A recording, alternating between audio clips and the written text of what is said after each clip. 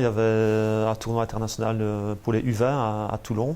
C'est une grande tradition et donc la Belgique y retournait pour la première fois depuis de nombreuses années.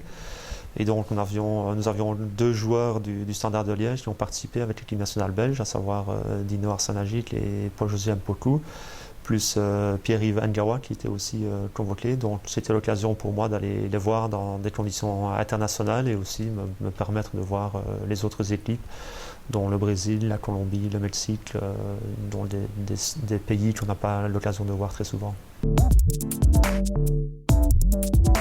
Avec cette finale des Playoffs 1 que nous avons dû jouer, on a terminé donc une semaine plus tard que les autres clubs de première division. Et le championnat recommençant le fin juillet, on a absolument besoin de 6 semaines de préparation, donc on ne pouvait pas reporter de façon trop importante la date de reprise, donc qui est donc ce lundi 17 juin.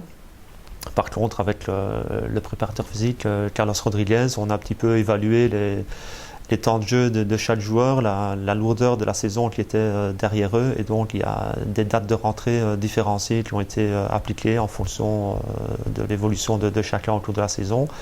Ce qui fait que les 2 premières semaines d'entraînement vont être un petit peu décalées pour certains, avec des retours progressifs, les 2 jours de test nécessaires pour chacun.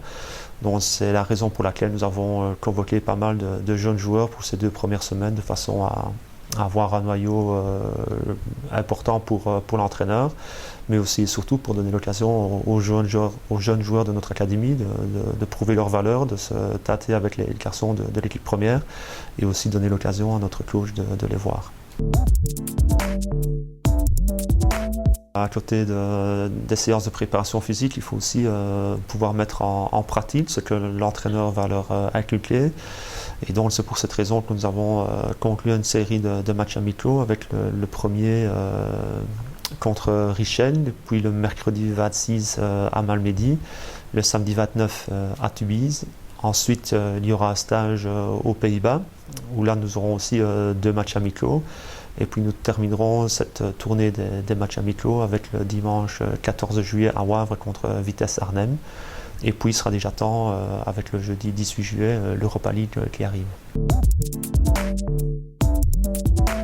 Début juillet, c'est le vrai travail de préparation qui va commencer. Et donc effectivement pour le staff et les joueurs, c'est l'occasion de vivre une semaine ensemble, donc 24 heures sur 24, et donc apprendre chacun à se connaître. Et donc ce sera vraiment quelque chose de très important pour le staff et les joueurs, de se retrouver dans un endroit fermé entre eux pendant une semaine.